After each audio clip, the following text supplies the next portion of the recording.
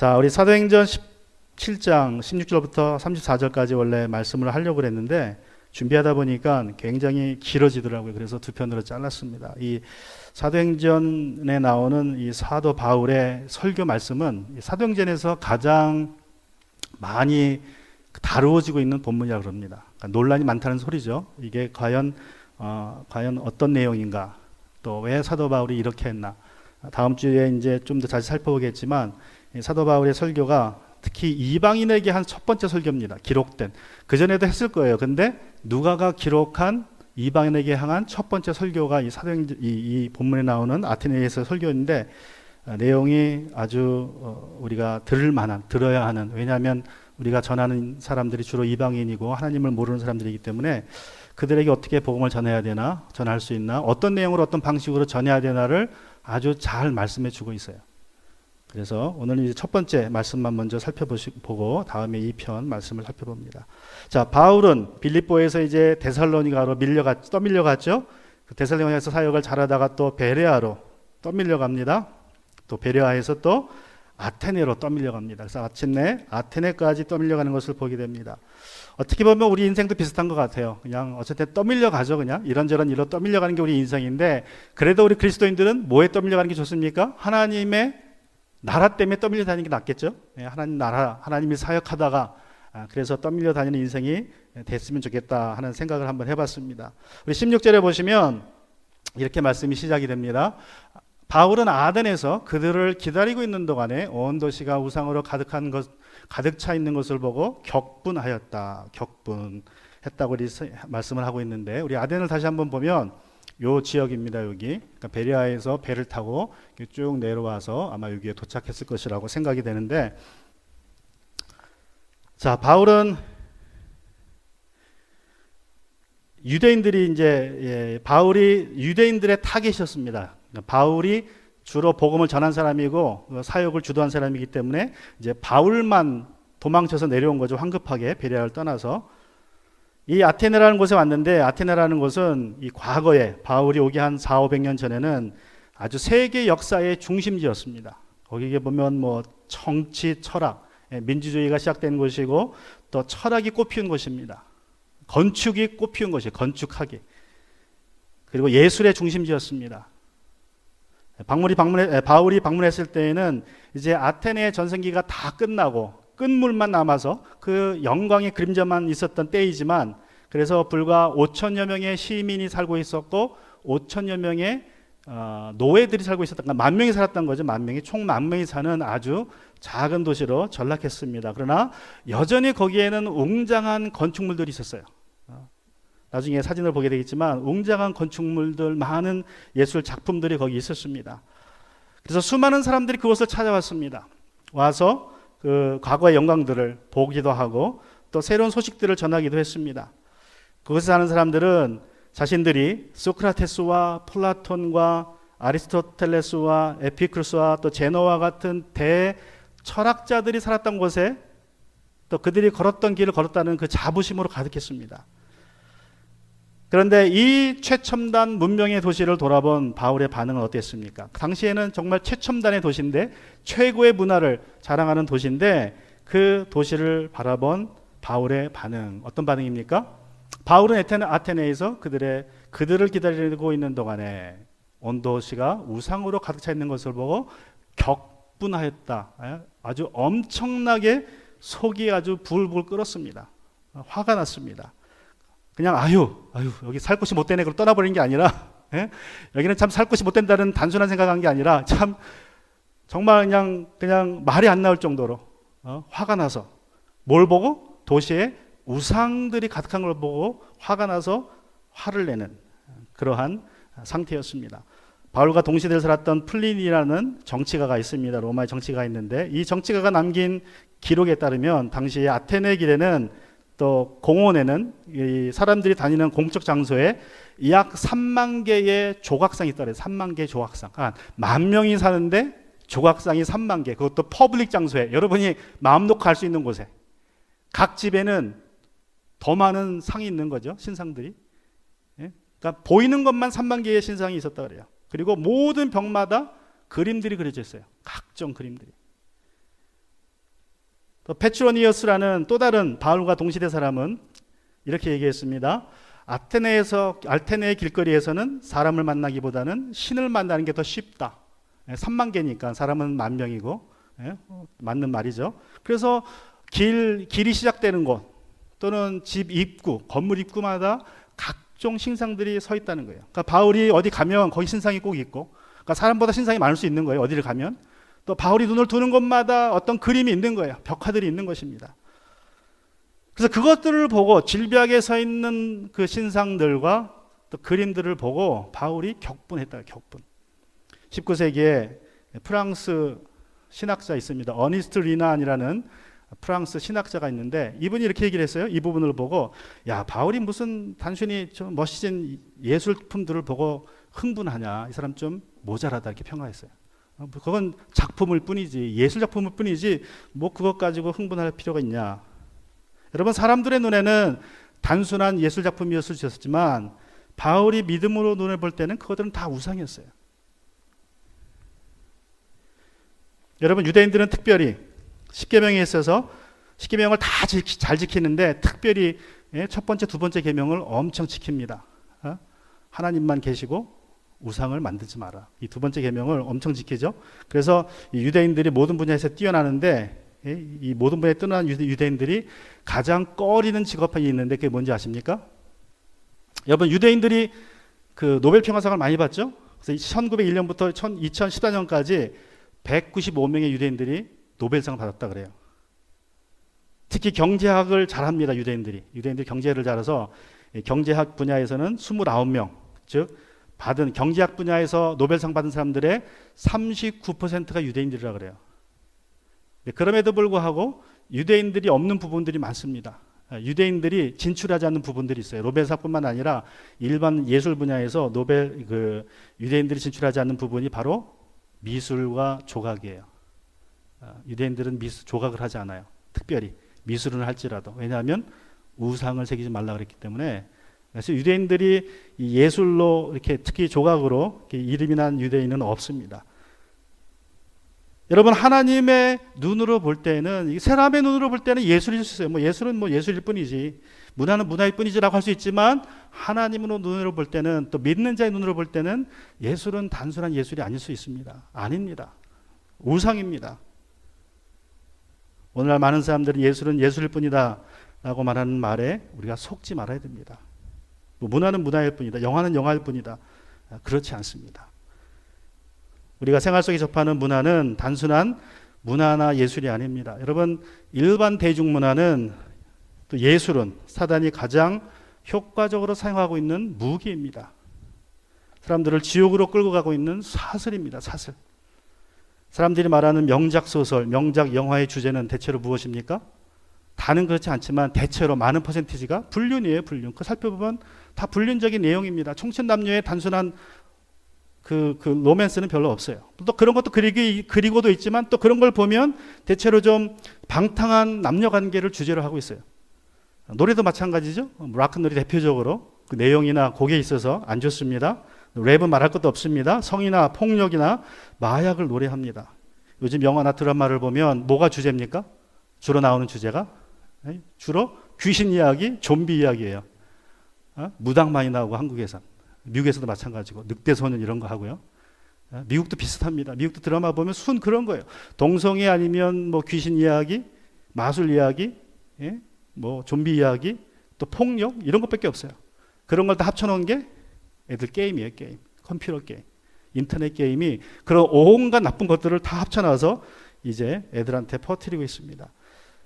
우리가 한류라고 해서 많은 사람들, 청소년들이 전 세계적으로 한류를 좋아하고 있지만 또 몇 년 전에는 싸이가 뭐 오빠는 강남스타일 노래로 유튜브에서 기록을 세웠어요. 3명 중에 1명은 그걸 봤다는 기록을 세웠습니다.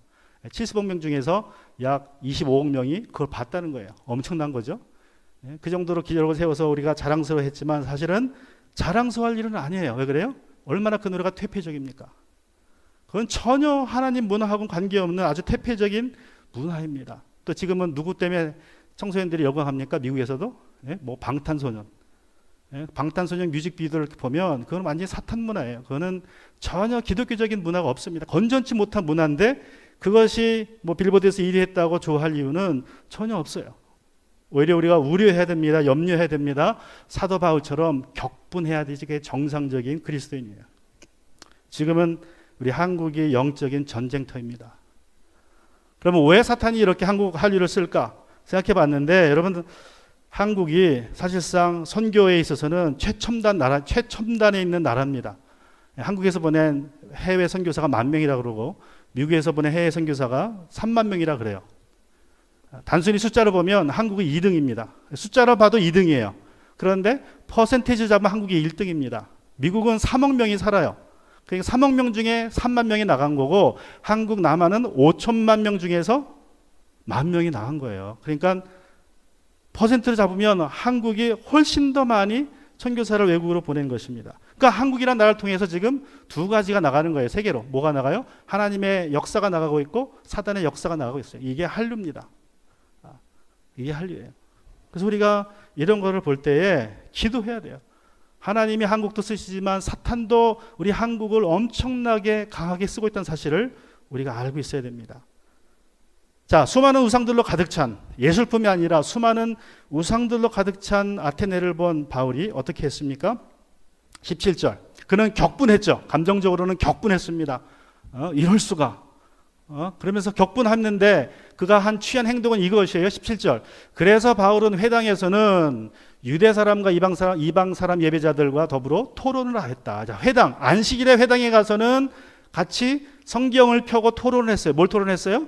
예수님이 그리스도라는 걸 토론했고, 또 주중에 광장에 나갑니다. 아고라라는 광장에 나가서는 만나는 사람들과 날마다 토론을 하였다. 날마다. 자, 이 날마다 토론을 할 때에 그 중에 이 바울을 지켜봤던 사람들이 있습니다. 어떤 사람들입니까? 18절, 19절 보시면, 18절 보면, 그리고 몇몇 에피쿠르 철학자와 스토아 철학자들도 바울과 논쟁하였는데, 그 가운데 몇몇 사람은 이 말쟁이가 도대체 무슨 소리를 하려는 것인가 하고 말하는가 하면, 또 몇몇 사람은 그는 외국신들을 선전하는 사람인 것 같다 하고 말하기도 하였다. 그것은 바울이 예수를 전하고 부활을 전하기 때문이었다. 바울과 논쟁했던 사람들 중에 에피쿠르스와 스토아 철학자들이 있었습니다. 에피쿠르스 철학자들은요, 이 사람들은 아주 좀 현실주의자들입니다. 그러니까 죽으면 그만이다. 그래요. 이 사람들은 내생은 없고 이생이 전부다. 여러분이 생각에 내생이 없다고 하면 사람들이 어떻게 살까요? 이 세상이 내가 삶의 전부라면 그렇게 믿는 사람들은 세상을 어떻게 살까요? 뭘 위해서 살까요? 내가 죽으면 그만이고 심판도 없고 지옥도 없고 천국도 없어. 그러면 사람들이 어떻게 살까요?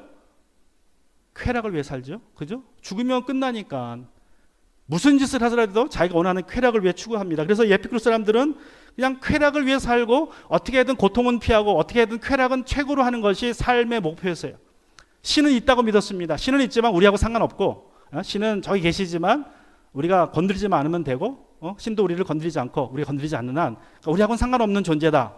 그래서 어떻게 보면 이 사람들은 오늘날 이신론이라는 철학과 비슷해. 이신론이 뭐냐면 하나님이 계신데, 창조주가 계신데, 창조주가 세상을 만들어 놓고 아주 완벽하게 만들어서 세상이 스스로 잘 돌아가고, 그리고 세상엔 관심이 더 이상 없다. 무슨 말이냐면요, 이신론 사람들은 하나님을 시계를 만드는 사람이 딱 비유를 했습니다. 그래서 시계 만든 사람이 시계를 만들어 놓고 너무나 잘 만들어서 스스로 혼자 시계가 돌아가는 거예요. 태엽 가무병 가는 것처럼. 그리고 시계를 만들어 놓고 이 시계 만든 사람이 시계에 관심을 두지 않는다는 거예요. 왜냐하면 혼자 잘 돌아가니까. 그러니까 하나님은 계시지만 우리하고는 상관없는 존재라고 믿었어요, 이들이. 그게 에피쿠르 사람들의 생각입니다. 특히 신에 대한 생각입니다. 이 예수님 시대의 에피쿠르 철학자들은 사두개파 사람들하고 생각이 거의 똑같았어요. 사두개파 사람들도 죽으면 그만이라고 생각했습니다. 이 세상이 전부다. 죽으면 그만이다. 내세도 없고 심판도 없고 천사도 없다. 마귀도 없다. 그렇게 믿었어요. 근데 놀랍게도 그 사두개파 사람들은 성전에서 일했던 대제사장이 우두머리고 제사장도 그렇게 믿었어요. 상상이 됩니까 이게? 그리고 이 사두개파 사람들은요, 모세오경만 하나님의 말씀이라고 믿었어요. 모세오경. 시편도 있고 선지자서도 있는데 그건 다 하나님 사람의 말이고 우리는 모세오경만 믿는다. 그러니까 굉장히 현실주의적인 사람들이었습니다. 제 부모님 때 에피쿠르스 철학자에 살았다면 이런 노래를 불렀을 거예요. 노세 젊어서 노세, 늙어지면 못 노나니 그러고 사는 거예요. 노세 젊어 노세. 쾌락만 추구하는 사람들입니다. 오늘날에도 많은 사람들이 쾌락을 추구하죠. 쾌락이 삶의 목표가 되어 있는 사람들이 너무나 많습니다. 지하 전세방에 살아도 차는 삐까번쩍한 걸 사요. 외국 차를 탑니다. 전세방에 살아도 컴퓨터는 몇백만 원짜리 삽니다. 뭐 하려고? 컴퓨터 게임 하려고. 컴퓨터가 비싼 게 몇백만 원 하거든요. 그래픽카드 하나가 몇백만 원짜리가 있어요. 그거 다 하려면 500만 원, 비싸면 1000만 원, 1000만 원. 그런 걸 해요. 뭐 하려고? 쾌락을, 컴퓨터 통해서 쾌락을 얻기 위해서 그렇게 삽니다. 반면에 스토아 철학자들은 모든 곳에 신이 있다고 믿는 범신론자들이 모든 곳에 신이 존재한다. 그 신을 로고스라고 표현했습니다. 로고스, 우리가 잘 아는 로고스. 그래서 그 신은 모든 자연에 있고 사람에게도 있고 하나님이 있기 때문에 그 로고스를 통해서 우리가 자연과 하나 되고 신과 하나가 될 수 있다. 로고스를 알면 득도한 거다 이렇게 표현해서 이 사람들 쉽게 얘기를 하면.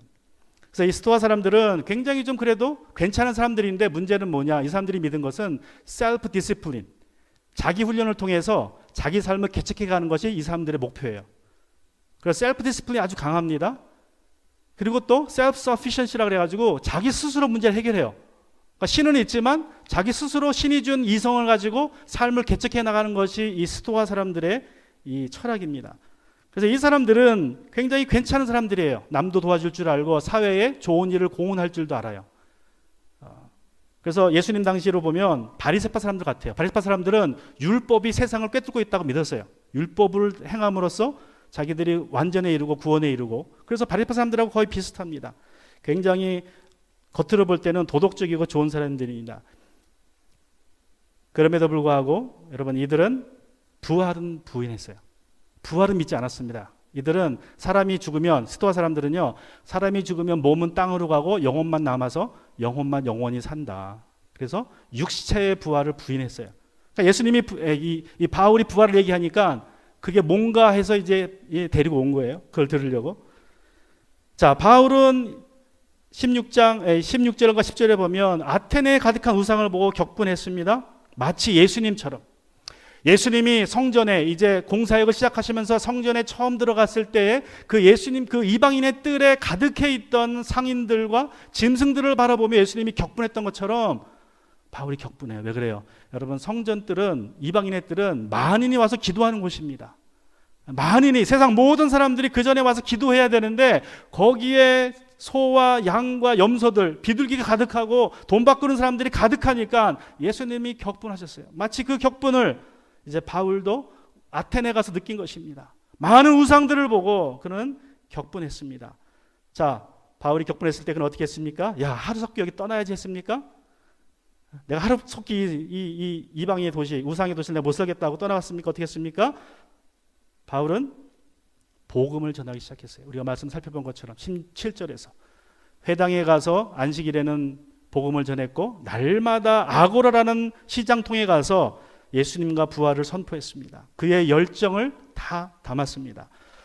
여러분, 우리가 하나님의 자녀로서 세상을 볼 때에 우리가 하나님의 눈으로 보면 우리를 분노케 하는 일들이 있어요. 내가 하나님의 눈으로 세상을 바라볼 때 내가 화가 나게 하는 것들이 있습니다. 여러분은 그때 어떻게 하십니까? 19세기에 영국의 정치인 윌리엄 윌버포스라는 분이 계십니다. 이분이 젊어서 거듭났어요. 젊어서 20대 초반기에 거듭나고, 거듭난 지 2년 후에 영국의 노예 제도를 보고, 노예 상인들을 보고 분을 느꼈습니다. 그래서 더 이상 이런 건 안 하겠다. 이거는 하나님 말씀에 위배된다 그래가지고 이 사람이 그때부터 적극적으로 노예 무역 폐지 운동을 시작해요. 근데 혼자 하니까 너무 힘듭니다. 사람들이 있지만 혼자 하니까 힘들어서 나중에 정치인이 돼요. 하원에 출마해서 당선이 됩니다. 그리고 20년을 싸워요. 20년 동안 노예 무역 제도 폐지를 위해서 싸우다가 마침내 그 법을 통과시켜요. 20년 만에. 그래도 여전히 영국에서는 노예 제도 자체는 존재했어요. 그리고 또다시 26년을 싸웁니다. 그래서 1833년에 노예 제도를 폐지시켜버려요. 46년을 싸웠어요. 46년에. 노예 제도에 대한 분노를 하나님의 사명으로 받고 평생을 투자한 것입니다. 여러분, 지금 무엇이 여러분을 분노케 합니까? 그것이 여러분의 사역이 될 수 있어요. 템파 세빛교회에 준팍이라는 전도사님이 있습니다. 옛날에 우리 교회에서 청소년 수련회 갔을 때 그때 학생으로 왔다가 어느덧 성장해가지고 전도사가 돼 있더라고요. 그래서 스피커로도 오고 그런 전도사님인데 이 전도사님이 미국에서 인신매매, 휴먼 트래피킹이 벌어지는 걸 보고 놀랐어요. 분노를 느꼈습니다. 그래서 자기가 교회에서 받는 그 사례비를 한 10,000불 넘는 돈을 하나도 안 쓰고 다 모았다 그래요. 그래서 그 돈을 이 휴먼 트래피킹과 싸우는 단체에 헌금했다고 이렇게 어느 날 페이스북에 글을 올려놨더라고요. 여러분, 우리가 분노하게 될 때 그 분노가 하나님께서 나에게 말씀하시는 거예요. 뭔가 해라. 할 수 없으면 기도라도 해라. 그 일이 없어지도록, 그 일을 막도록. 최근에 우리를 분노케 하는 뉴스들이 많이 있었죠. 여러분, 최근에 뉴스를 들으면서 미국에서 어떤 일로 여러분 분노했습니까? 기억나십니까 혹시? 저는 최근에 1월 말쯤에, 여러분 다 기억나실 거예요. 뉴욕주에서 어떤 일이 벌어집니까? 풀텀, 레이텀 어보션을 합법화했어요. 무슨 말이냐면 그전에는 24주까지만 이제 낙태가 됐는데 이제는 태어나기 1초 전에도 애 낳으러 들어갔다가 엄마가 마음 바꿔서 나 낙태하려고 그러면 바로 낙태시켜버려요. 그 법이 통과가 됐어요. 뉴욕주에서. 애가 다 자랐는데 애 낳기 싫다고 마음만 살짝 바꿔버리면 그냥 바로 죽여버리는 거예요. 낳는 자리에서. 그 법이 통과되고 또 어떤 주에서 주지사가 그렇게 얘기했다 그러죠. 자랑스럽게. 야, 우리 주에서는 애가 태어나도 죽일 수 있도록 법을 통과시키겠다. 그런 말을 어떻게 할 수 있습니까? 야, 저주에서 그랬다면, 저주에서 뱃속에서 죽였다면 우리는 태어나도 바로 그 자리에 죽일 수 있도록 법을 만들겠다. 이게 말이 됩니까? 여러분, 전 세계적으로 낙태를 통해서 죽어나가는 애들이, 아기들이 4,500만 명이라 그래요. 4,500만 명. 미국만 해도 60만 명입니다. 매년 60만 명이. 그것도 줄은 거예요. 한 20년 전에는 100만 명이었다 그래요. 한국은 30만 명입니다. 아까처럼 인구 비율로 비유한다면 한국이 훨씬 많이 죽이는 거예요. 그죠? 한국은 6배 인구가 작으니까. 엄청난 숫자의 아기들이 태어나지도 못하고 목숨을 잃고 있습니다.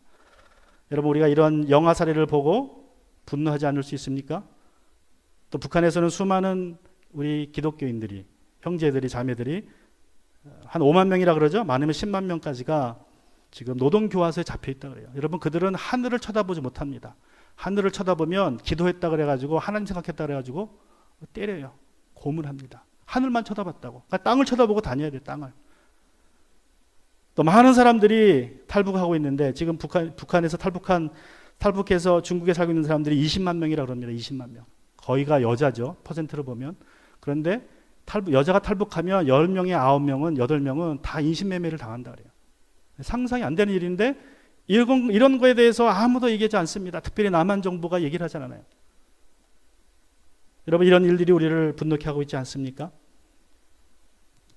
베드로서 2장 7절 8절에 보면 베드로가 이렇게 적었어요. 그러나 무법한 자들의 방탕한 행동 때문에 괴로움을 겪었던 의로운 사람 롯은 구하여 내셨습니다. 그 의인은, 롯이죠, 여기서 의인이, 그들 가운데서 살면서 보고 들은 그들의 불의한 행실 때문에 날마다 그의 의로운 영혼에 고통을 느끼고 있었던 것입니다. 자, 우리가 아는 롯은 좀 믿음 별로 안 좋은 롯이죠. 예? 욕심 때문에 자기가 좋은 땅으로 가서 살겠다고 소돔에 가버렸어요. 실족한 거죠, 그때는. 그런데 가서 살아보니까 인간이 살 곳이 못 돼요. 왜 그래요? 소돔과 고모라의 그 방탕한 생활, 동성애 때문에 살 곳이 못 됩니다. 날마다 그의 영혼이 고통을 느꼈다. 여러분, 저게 정상입니다. 저게 구원받은 사람이 이 세상 살면서 특별히 죄가 가득한 곳 살면서 느껴야 될 정상적인 반응이에요. 우리가 하나님 눈으로, 하나님 마음으로 세상을 볼 때는 고통을 느끼지 않을 수가 없어요. 여러분이 이 세상, 미국에서, 한국에서 우리 주변을 볼 때 여러분 무엇 때문에 여러분 분노하십니까? 저는 개인적으로 무너지는 가정을 보고 분노하실 거라고 생각을 합니다. 종교화된 교회를 보고 분노하실 거라고 생각합니다. 여러분의 교회가 곧, 여러분의 분노가 곧 여러분의 사명일 수 있습니다. 우상으로 가득한 거리를 보고 바울이 분노했습니다. 그런데 그는 분노하는 것에 멈추지 않고 길거리로 뛰쳐나가서 복음을 전하기 시작합니다. 그 들끓는 분노의 에너지를 복음 전파에 사용했습니다. 여러분의 그 분노를 가지고, 그 에너지를 가지고 무엇을 하든지, 아니면 기도라도 할 수 있는 저와 여러분이 되길 주님의 이름으로 축원합니다. 또 19절 이제 내려가서 이제 끌려갔습니다. 이제 막 아고라 시장에서 전하다가 끌려갔습니다. 19절. 그들은 바울을 붙들어 아레오바고 법정으로 데리고 와서 당신이 말하는 이 새로운 교훈이 무엇인지 우리가 알 수 있겠소라고 이렇게 이야기를 합니다. 자, 바울을 붙들고 아레오바고 법정으로 갔다. 아레오바고라는 곳이 여기입니다. 여기가 아주 전 세계적으로 제일 유명한 건축물인 아크로폴리스 신전이 있는 곳이고요. 거기서 서쪽으로 아레오바고라는 바위 언덕이 있어요. 바위 언덕. 사람들이 모여서 뭔가를 듣고 새로운 것을 나누는 곳입니다. 근데 여기서 또 이 아테네시의 재판관들이 모여서 재판을 하는 곳이에요. 그래서 바울을 아레오바고로 끌고 갔다는 말은 두 가지로 해석이 될 수 있습니다. 재판을 하기 위해서 끌고 갔든지, 이상한 말을 하니까, 아니면 단순히 그가 무슨 말을 하는지 들어보려고 끌고 갔든지, 둘 중에 하나입니다. 그래서 우리가 둘 중에 하나를 가지고 해석해야 되는데, 저는 그냥 단순한 청문회인 것 같아요. 자, 또 다른 사진을 보면 이건 이제 그 신전에서 내려다본 사진입니다. 신전에서. 그리고 이제 우리가 이건 이제 남쪽에 찍은 사진인 것 같아요. 자, 저 아레오바고 언덕에 올라가서 저곳에서 저 신전을 이제 바라보며, 아마도 바울은 여기에 섰겠죠. 이렇게 얘기를 했겠죠. 여기 사람들은 여기 다 앉아 있고, 그러니까 이거를 바라보면서 이렇게 얘기를 했을 거예요. 그게 자연스럽겠죠. 한번 상상을 해보세요, 여러분, 머릿속에. 그러면서 이야기를 하는 거예요, 바울이. 근데 바울이 저 얘기할 때 굉장히 사실은 저 이야기하는 순간이 아주 두려운 순간일 수도 있습니다. 왜 그러냐면 바울보다 약 400년 전에 어떤 일이 있었냐면 소크라테스가 똑같은 명목으로 여기를 끌려옵니다. 이 자리에.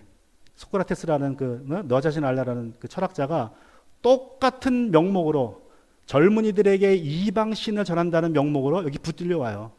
그리고 그의 말을 듣다가 그게 재판으로 바뀌어서 사형 온도가 내려지고 그리고 죽습니다. 지금 바울에게 똑같은 일이 벌어진 거예요. 사람들이 듣다가 뭔가 좀 흥미롭고 이상하니까 그 끌고 온 거예요. 그리고 얘기하라 그러는 거예요. 그러니까 청문회를 하는데 그게 이제 그 사람들의 귀에 거슬리면 바로 재판이 돼서 죽여버리는 겁니다. 자, 그런 상황 속에서 바울이 이야기를 시작합니다. 자, 20절, 21절. 자, 당신은 우리 교회에 생소한 것을 소개하고 있는데 도대체 그것이 무엇인지 알고 싶소 하고 말하였다. 모든 아테네 사람과 거기에 살고 있는 외국 사람들은 무엇이나 새로운 것을 말하고 듣는 일로만 세월을 보내는 사람들이었다. 쉽게 얘기하면 한량들이죠. 한량들. 그냥 노예들이 알아서 먹을 거 차려주고 일하니까 양반들이 모여가지고 그냥 듣는 거예요. 하고 싶은 말을 하고. 자, 그래서 이제 본격적으로 사도 바울이 설교를 시작합니다. 그래서 이제 이 설교를 다 다뤄야 되는데 시간상 다 못 다루고 오늘은 30부분만 다루면서 우리가 어떻게 복음을 전해야 될까, 어떻게 무슨 내용을 전해야 될까에 대해서 살펴보는데, 오늘은 어떻게 복음을 전하기 시작해야 될까에 대해서 집중적으로 살펴봅니다. 자, 22절. 바울이 아레오바고 법정 가운데 서서 이렇게 말하였다. 아테네 시민 여러분, 내가 보기엔 여러분은 모든 면에서 종교심이 많습니다. 모든 면에서 종교심이 많다고 이야기해요. 자, 여러분이 복음을 전할 때 혹시 설교할 수 있는 기회가 있다면, 혹시라도 또 어찌 알아요? 설교할 수 있는 기회가 생길지? 그렇다면 여러분이 첫 번째 시작할 말은 청중으로부터 시작해야 되는데, 청중의 장점을 이야기하시는 게 좋아요. 그들의 마음 열기 위해서 청중들의 그 칭찬을 이야기하시면 좋습니다. 근데 어떻게 청중들의 칭찬을 이야기합니까? 바울이 내가 보기에 여러분은 모든 면에서 뭐가 많다? 종교심이 많습니다. 그래서 사실 이것 때문에 바로 어떻게 했어요? 16절에 보면 이것 때문에 격분했잖아요. 온갖 우상들을 보고 격분했는데 그거는 자기 관점에서는 격분했어요. 너무 화났는데 저 무지한 아테네 사람들의 관점에서 볼 때는 그래도 저 사람들이 종교심이 있으니까 저렇게 했지라고 생각을 해서 이제 그들의 좋은 면으로 이제 그들의 관점에서 얘기해 주는 거예요. 그들의 관점에서 여러분 많은 우상들을 보니까, 신상들을 보니까 여러분은 모든 면에서 종교심이 많습니다.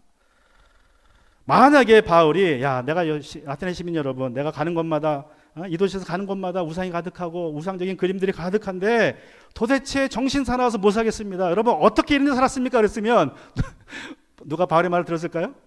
도대체 이런 곳에 어떻게 삽니까? 나 같으면 못 삽니다. 그리고 나 같으면 이사 갑니다. 그랬다면, 자기 마음을 자기 관점에서 얘기했다면 어떻게 됐을까요? 아무도 안 들었겠죠. 그런데 그걸 바꿔버렸어요. 그래, 나는 그랬지만 저 사람들은 뭐 좋게 얘기하면 종교심이 많은 거지라고 해서 이제 그들의 관점에서 그들을 칭찬하는 말로 시작했습니다. 그래서 그들의 마음의 문을 열었어요. 자, 여러분이 복음을 전할 때에 그들의 마음의 문을 여는 방법은 그들을 듣는 사람을 칭찬하는 거예요. 칭찬하는 거. 또 제가 설교 여기서 목회하며 설교하다 보니까 여러 가지 방법이 있습니다. 설교할 때 마음의 문을 여는 방법이 있는데 여러분 무엇인 것 같아요? 예? 여러분이 듣는 사람의 입장에서는 여러분 설교자가 무슨 이야기를 하면 마음이 열립니까? 물론 이거는 스피치의 방법이에요. 설교론적인 방법은 아니고 제가 이렇게 보니까 사람이 웃으면 마음을 열더라고요. 웃으면.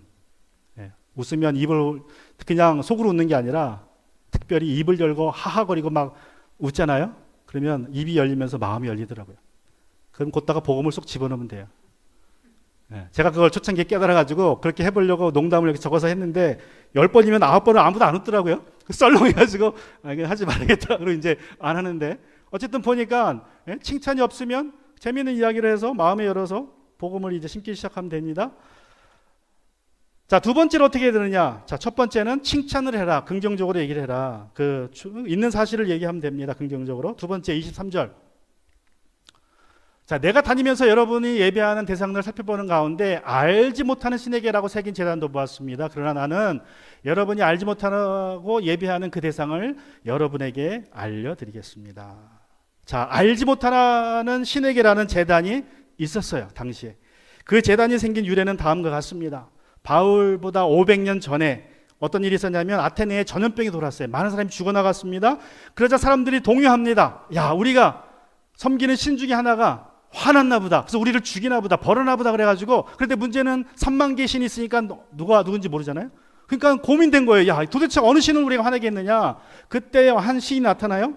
에피멘디스라는 신이 나타나서 제안을 합니다. 흰색과 검은색 양떼를 풀어놓고 도시의 중심가로 걸어가게 합시다. 거기 신상들이 다 있으니까. 그리고 누우면 가장 가까이 있는 신을 우리가 화나게 한 겁니다. 그 신에게 양들을 다 희생제물로 바칩시다. 그래서 양떼들을 가져와서 길거리를 가게 했습니다. 중심가를. 근데 양들이 걸어가는데 천천히 걸어가다가 끝까지 걸어가 버렸어요. 도시를 벗어났습니다. 그 풀밭에 들어가 버렸어요. 거기에 누워버렸어요. 그러니까 도대체 어느 신을 화나게 했는지 모르는 거예요. 그래가지고 다시 한번 이 에피멘디스라는 시인이 제안을 합니다. 자, 저거는 분명히 우리가 제단을 세우지 않은 어떤 신이 있다는 증거입니다. 우리가 알지 못하는 신이 있다는 증거인데 그 신이 화가 난다 봅니다. 우리가 알지 못했으니까. 우리는 그 신의 이름도 모르고 형상도 모르니까 제단만 만듭시다. 그래서 알지 못하는 신에게라는 제단을 만들어서 세워둔 것입니다.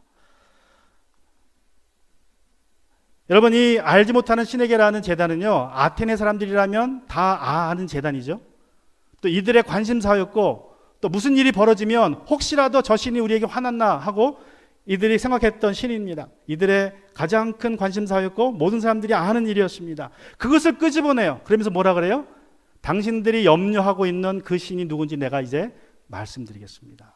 그러니까 알지 못하는 신에게 내가 그 신이 누군지 말씀해 드리겠습니다 라고 하는 순간 이제 그들의 귀가 열리죠. 아, 이 사람이 뭔가 우리가 알지 못하는 거 알려주겠구나.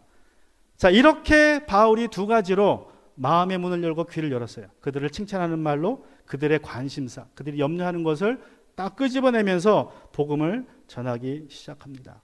자, 이제 오늘 말씀을 마치고자 합니다. 여러분, 아테네 사람들은 혹시라도 자기들이 알지 못하는 신이 있을까 걱정했습니다. 그래서 알지 못하는 신에게라는 제단을 만들었습니다. 여러분, 이것은 전형적인 종교 생활을 의미합니다. 종교라는 것은 내가 하나님을 찾아가는 게 종교예요. 모든 종교가 다 그렇죠? 내가 하나님을 찾아가는 겁니다. 내가 하나님을 발견하는 게 종교입니다. 근데 우리 기독교는 종교가 아니라 뭐라 그래요? 기독교는 관계라 그럽니다. 관계. 왜 그래요? 왜 그래요? 기독교는요, 하나님이 나를 찾아오신 게 기독교예요. 하나님이 나를 찾으십니다. 그래서 사실 나는 이미 발견됐어요. 하나님이 이미 나를 사랑하셔서 독생자들을 십자가에 죽게 하셨습니다. 중요한 건 내가 그걸 아는 게 중요한 거예요. 내가 하나님을 찾는 게 아니라 하나님과 나 사이에 나로 하나님을 보지 못하게 하는, 하나님은 나를 보시지만, 하나님은 나를 아들로서 대하지만 내가 하나님을 아버지로 알지 못하게 하는 그 죄를 없애는 게 기독교예요. 그래서 우리는 죄 용서하는 기도를 꼭 해. 내가 죄인입니다. 하나님 나의 죄를 예수님 통해서 없어지게 하시니 감사합니다라는 기도를 하는 이유가 그걸 해야 내가 하나님께 발견됐다는 사실을 내가 알게 돼요. 여러분, 우리의 문제는 내 눈을 덮고 있는 죄입니다. 죄가 내 눈을 가리면 우리는 세상 사람들의 눈으로 세상을 봐서 예술은 예술이라고 얘기해요. 하나님이 나를 발견했다는 사실을 모릅니다. 우리 모든 형편을 하나님은 아시는데 걱정하게 돼요. 하나님이 내 형편을 아실까? 내가 하나님을 못 보니까. 하나님도 나를 못 볼 것처럼 걱정합니다. 우리 이 시간 기도하기를 원하는 것은 우리에게는 알지 못하는 신이 없습니다. 오직 하나님밖에 계시지 않습니다. 그런데 그 하나님이 나를 알고 계실까? 많은 사람들이 염려합니다. 그 하나님이 나를 알고 계실까? 예, 하나님은 우리를 알고 계십니다. 문제는 내 눈이 죄에 가리워서 내가 하나님을 못 보는 것이지, 내가 하나님을 아버지라 부르지 못하는 것이지, 하나님이 나를 알지 못하는 것은 아닙니다. 주님, 내 눈이 가려져서 지금 하나님이 계시는 것 같지 않고 보이지 않을 때에 주님, 나로 항상 십자가의 은혜를 붙잡게 하여 주시옵소서. 죄가 내 눈을 가리었음을 깨닫게 하시어서 회개케 하시고, 늘 우리 주변에 계시는 전후좌우 앞뒤에 계시는 주님, 앞으로 가도 계시고 뒤로 가도 계시고 나의 들어옴과 나옴을 하시는 주님을 내가 볼 수 있도록 도와주시옵소서. 또 하나님, 세상을 볼 때에 주님의 눈으로, 아버지의 눈으로 세상을 보게 하여 주시옵소서. 이 죄악된 세상, 아버지 하나님, 어떨 때는 우리의 마음이 불편한 것들이 너무나 많이 있습니다. 이걸 위해서 기도하게 하시고 무언가 행할 수 있도록 하나님 도와주시옵소서. 우리 같이